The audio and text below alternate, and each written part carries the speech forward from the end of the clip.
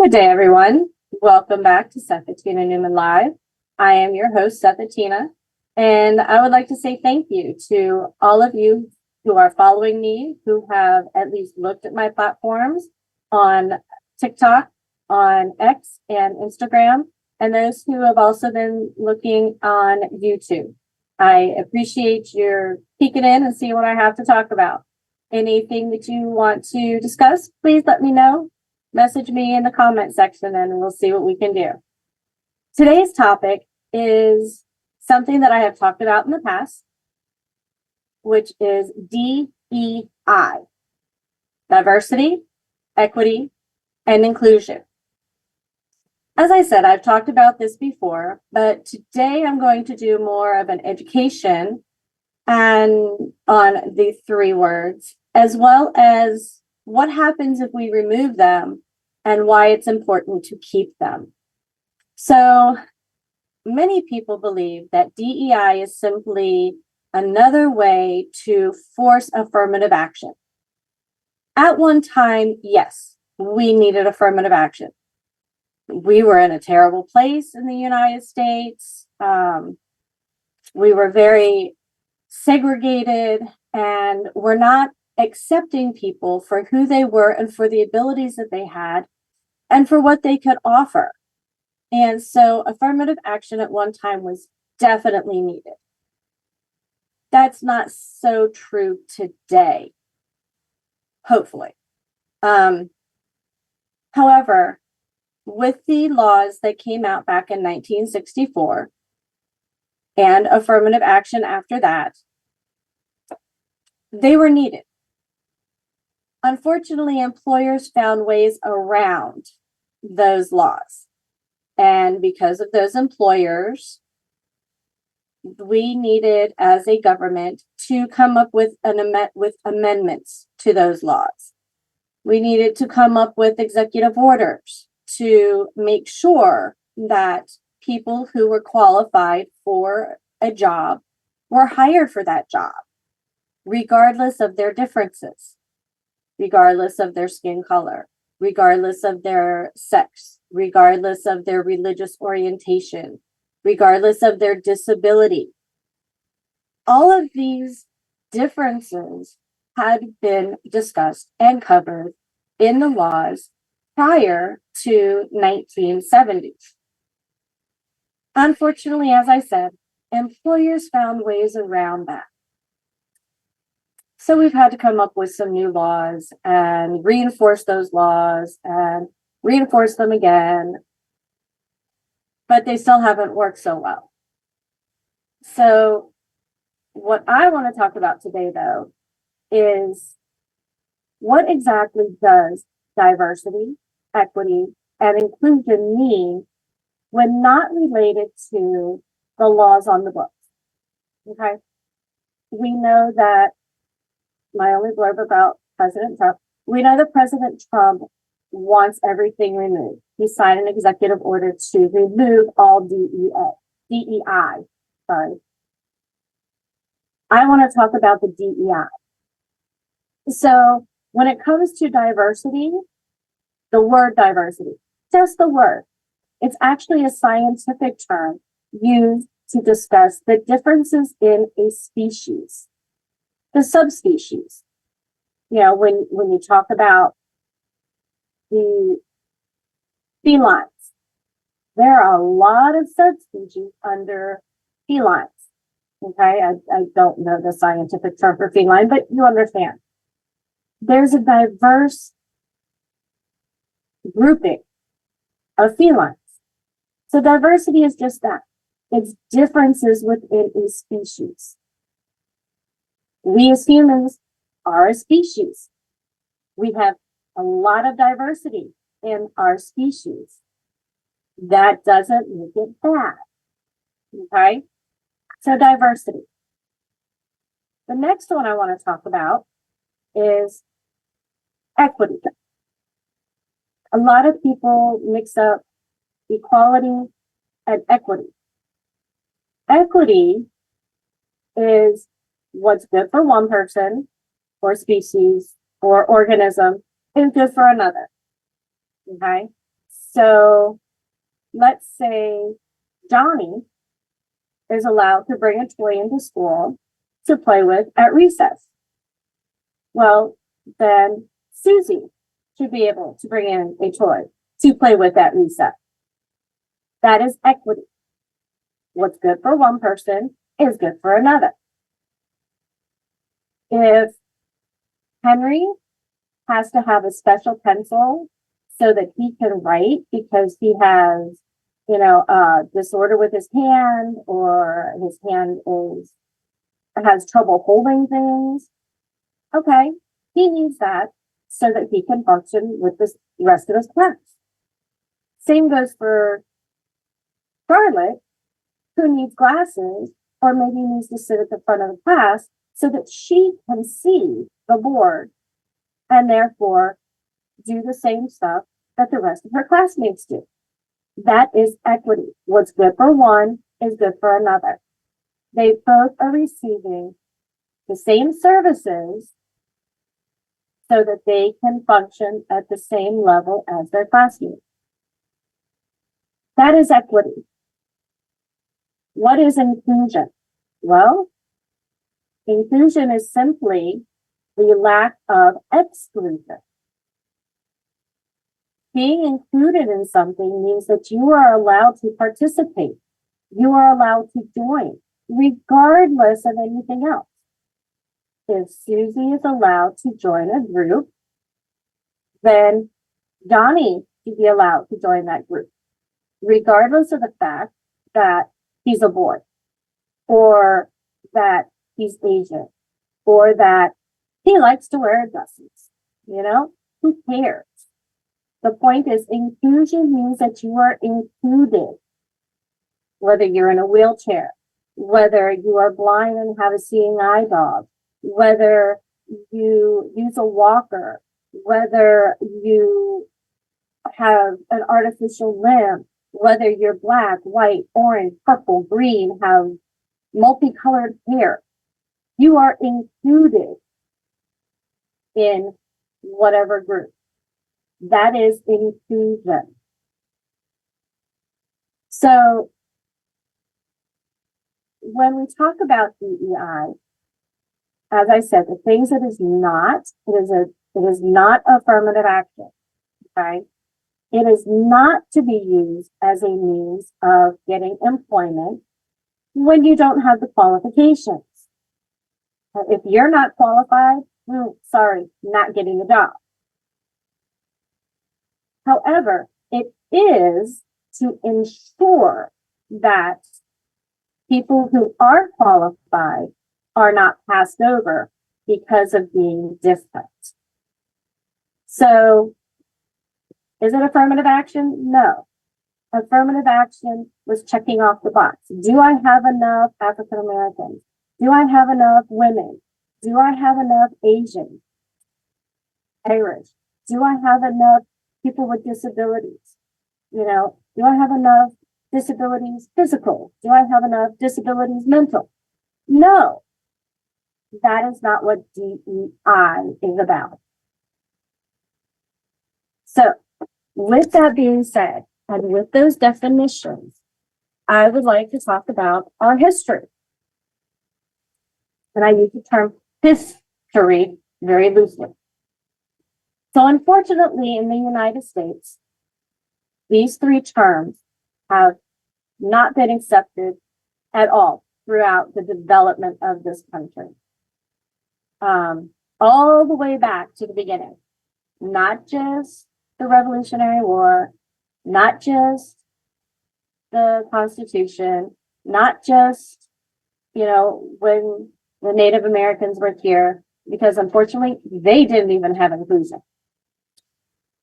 This country has never accepted diversity, equity, or inclusion, which is really sad because we are probably one of, if not the only country with such a wide, diverse, ethnic mishmash of people.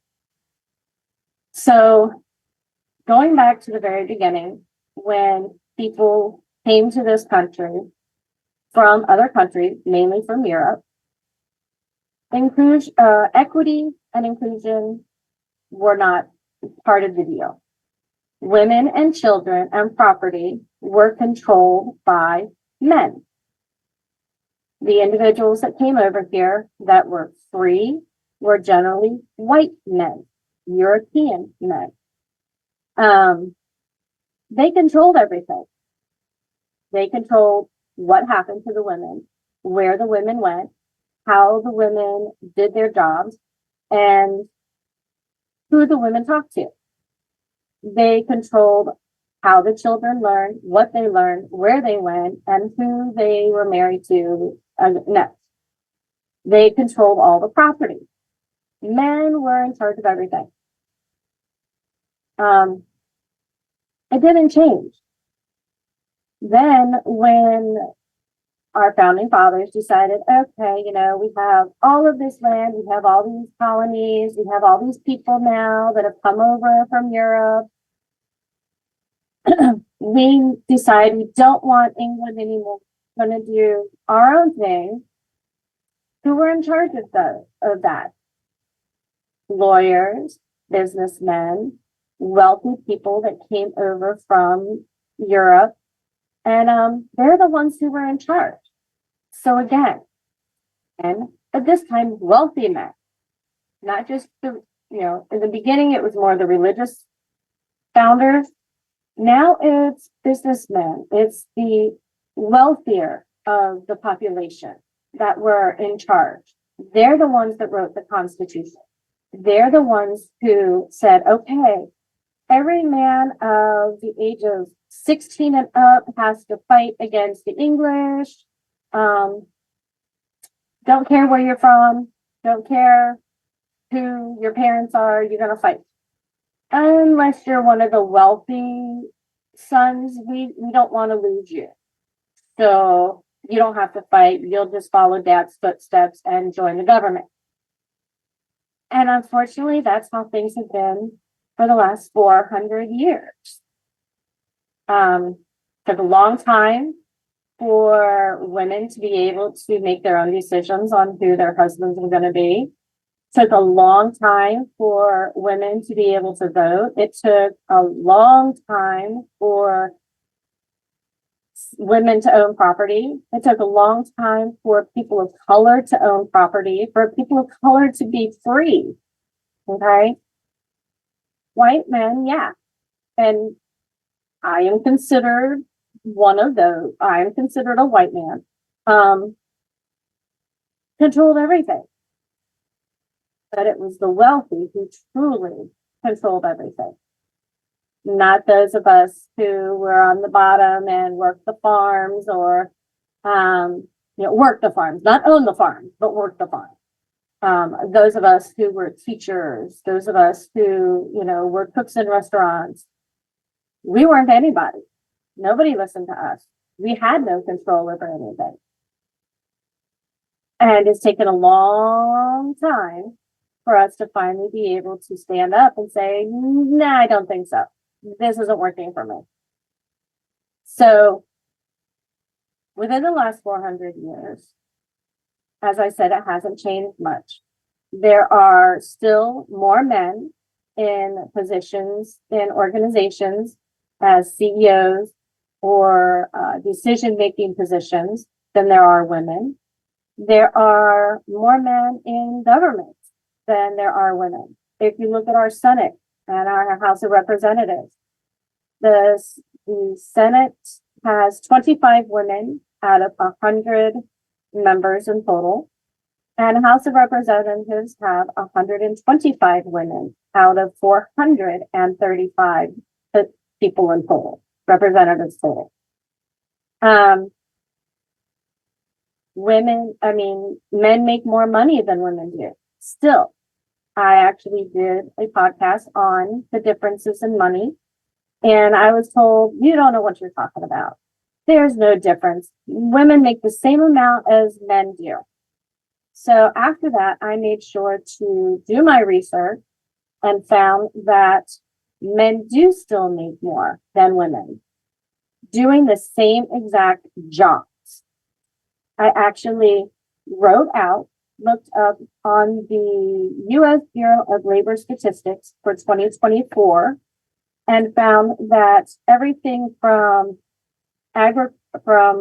architecture and engineering, for math, for legal, that was actually the highest gap, in management, sciences, businesses, healthcare, art, entertainment, everything, men made more. Men were paid more than women, regardless of doing the same exact thing, being the same exact level of education and experience. Men got paid more. So I do have it. Men do still make more than women, regardless of whether they do the same exact thing or not. So there still is not equity when it comes to financial payment for a job well done.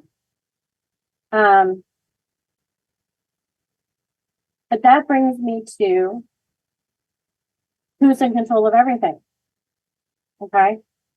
The rich still are the ones in control of the government, in control of our financial institutions, in control of the military. So equity and inclusion still aren't happening. You get a little bit of inclusion. Oh, we have to let Henry join us because, it checks a box. No, that's not inclusion. That's pity. Completely different. That's not inclusion. Even now, the heads of all our federal organizations are members of the 1%, maybe the 5%, maybe the top 5%, but they know somebody in that 1%. So maybe if I had known a wealthy person in a high level job or a high level organization, maybe I could have been appointed Secretary of Education. Maybe I could have been appointed Secretary of Human and Health Services. I wouldn't want to be Secretary of Treasury because I don't have the accounting skills that are needed for that. I have the skills that would benefit the Department of Education because that's what my 2 master's degrees are in. So, I just didn't know the right people, and I don't make the right kind of money. So equity, still not there. Inclusion, starting to get there a little bit, but I'll be talking about that more in a few minutes. So now let's talk about diversity. Diversity is simply differences within a species. As I stated, the United States is nothing but a diverse group of people. Coming from Europe are the beginnings of what we now consider the United States of America. The people that entered this country came from diverse cultures, diverse ethnicities. They brought over their own unique culture, their own unique abilities, their thoughts, their processes, their religions, their everything. And that's what makes up the United States. So when it comes to not allowing and not encouraging that diversity in everything that happens in our country, that to me, again, my opinion, is just wrong. And to push our diversity and the accomplishments of the people from all different walks of life, to push their accomplishments and their contributions to the back away to the back of the drawer, hiding it. That is just blatantly wrong. When you look at the diversity in our government, okay, I was running for president as a writing candidate. So in the past, government was not always on the front burner for me. It wasn't. I had children to raise. I had a job to do. I had kids to teach. Government was not my issue. As I got older, my kids moved away. I was done with going to school. I started paying more attention. Okay. I guarantee, I understand that, oh, well, what about when this and this and this person did that and this person did that? I wasn't paying attention. I am now. Okay. So I put that out to you. But now that I am paying attention, the government, the non-white government, non-white members of government are only 27% of the total government employees, Senate and House of Representatives. Okay. 144 non-white members of Congress out of the 535 total in Congress. That's Senate and House of Representatives together. Continuing with diversity and talking about LGBTQ members, there are 13 outwardly spoken LGBTQ members in Congress out of the 535. That is a quarter of 1% of the LGBTQ population that is being represented in Congress.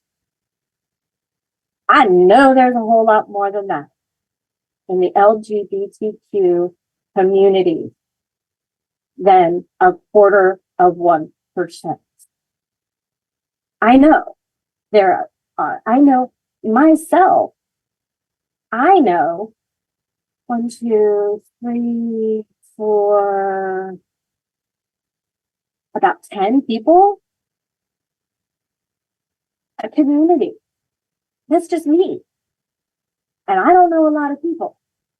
So there are definitely a much larger population that are being represented in our government.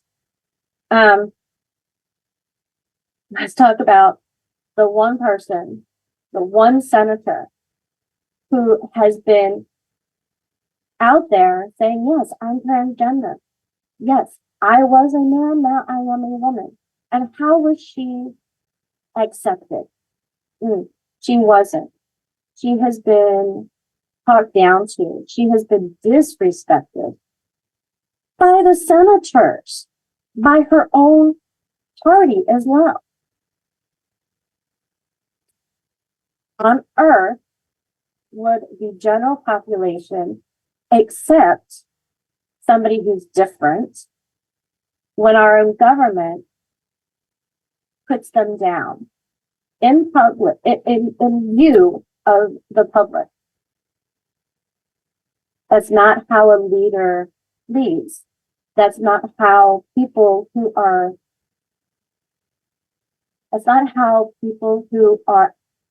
trying to form a good country, provide for the people of that country, are there to represent the general public, should be paid with each other. That's not good leadership. And I am extremely appalled that anybody would be that cruel and that disrespectful to a fellow professional. And I am very, very, very sad to see that happening. So with diversity, it's not an illness. Okay. Just because somebody's in a wheelchair doesn't mean that you can catch it. Just because somebody maybe doesn't think the same way you do, doesn't mean that you're going to catch it and, you're not going to be able to think anymore. Please, as I said, diversity is simply a difference in a species. It is not something to be afraid of. It is actually something to celebrate. Okay? How many of you celebrate St. Patrick's Day? Guess what? It's a Catholic holiday. Yeah, it's about St. Patrick. So, and St. Patrick was a bishop who went to Ireland to convert Druids and the Irish people from their paganism into Catholicism. So, are you celebrating being Irish? Are you celebrating Catholicism? Are you celebrating, the works of a bishop? But yet it's a culture. It's a cultural ideal that many in the United States celebrate on March 17th, St. Patrick's Day. How about Mardi Gras? How many people in this country celebrate Mardi Gras? Also a religious holiday or celebration. It's not a French celebration. It's a religious celebration. It is the weekend before Lent begins. So think about all the things that you celebrate, all the holidays that you celebrate, all the foods that you enjoy and celebrate. They're here in the United States because of the diverse cultural and ethnicity that has come to this country throughout the last 400 years. Without all the people that have come to this country, who have helped create this country, who have helped build this country, who have helped with the transportation, with the development, with the engineering, with the math, with the science, with the agriculture, with the architecture. Everything is due to the diverse people that have come to live in this country. So instead of pushing them aside, pushing them away, hiding their accomplishments, hiding their contributions to this country, we should be celebrating that diversity and accepting that diversity. How many of you watching or listening right now have ever heard of the Tuskegee Airmen of World War II? I grew up in a military family. I never heard of the Tuskegee Airmen. And it's not because my dad didn't talk about accomplishments of the military. Although he was quiet about it, he was humble about, what the military did and how they support different countries. I never heard about the Tuskegee Airmen, not until after the movie came out in 1995. I actually didn't watch it until probably 98 or 99. I knew nothing about them. They were instrumental in World War II in protecting our bombers. They were amazing fighter pilots. Many of the attacks that, and I say attacks, which is horrible to say in its own right, but we were defending allies, would not have happened. Our bombers would have been shot out of the sky if it weren't for the Tuskegee Airmen. So why are they being wiped out of the military again? Why are they being hidden? Why are they being removed from the halls of the Pentagon? Because they're diverse. They're not the typical majority white man. And yes, I am using that term, even though I do happen to be one of them. What about the 3 women who were instrumental in getting us into the space race? If it were not for Katherine Johnson, Dorothy Vaughan, and Mary Jackson, who knows how long it would have been before John Glenn got up into orbit. It was those three Black women who worked in NASA down in the basement, their own little group, because they weren't allowed up on the main floor, who were able to do the mental math to figure out what was needed for John Glenn to get out of our atmosphere and away from our gravitational pull. It wasn't all the men that were in those rooms trying to figure it out. Nope. It was women of color who were always looked down on as not being very well educated that got John Glenn into orbit and put us ahead in the space race. And to be honest, I didn't know about them, not until I watched the movie Hidden Figures, which I almost didn't do because I thought it was about fashion. I was being very sexist, and I was mad at myself after I found out what the movie was about. I'm glad I watched it. Have I studied Black History Month? Sure. It was around when I was in school. But we only learned about people like Harriet Tubman or Frederick Douglass, or the people who were in sports that were out there in the media, Jesse Owens and Wilma Rudolph, during the Olympics. Hey, I love how Jesse Owens said, nope, I'm running anyway, when they were in Germany, and Germany didn't want him to. And even the American representative said, no, you need to not run. He's like, I earned my spot here. I'm running. And he showed what he could do.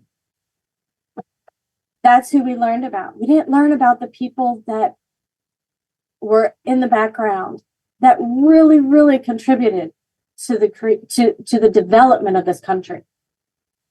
We need to remember these people. We need to remember that history is not just one group's telling of a story. We need to remember that diversity and equity and inclusion, all of that creates our history. The history of the United States cannot be written by one group of people who think that they are the best and think they know everything and they won the war. We need to listen to everybody. That is the American history. So for diversity, equity, and inclusion, it cannot be pushed away. It cannot be eliminated. It must be celebrated. Please join me in fighting against the elimination of DEI, not as a way to make sure people get hired to check off boxes, but a way to make sure people are accepted for their abilities, for their skills, and to make sure that nobody is pushed away just because they're different. Thank you for listening. I appreciate your time. I hope we can have some good conversation. Have a wonderful week, and I'll see you next week.